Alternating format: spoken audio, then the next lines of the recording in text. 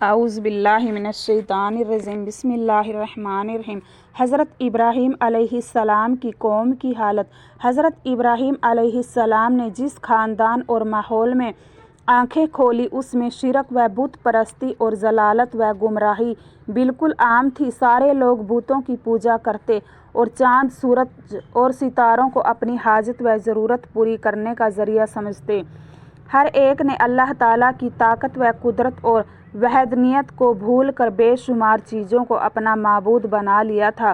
خود حضرت ابراہیم علیہ السلام کے والد آزر اپنی قوم کے مختلف قبائلوں کے لیے لکڑیوں کے بت بناتے اور لوگوں کے ہاتھوں فروخت کرتے تھے اور پھر لوگ اس کی پوجا کرتے تھے، یہاں تک کہ آزر خود اپنے ہاتھوں سے بنائے ہوئے بتوں کی پوجا کرتے اور ان کی عقیدت و محبت کا اظہار کرتے تھے۔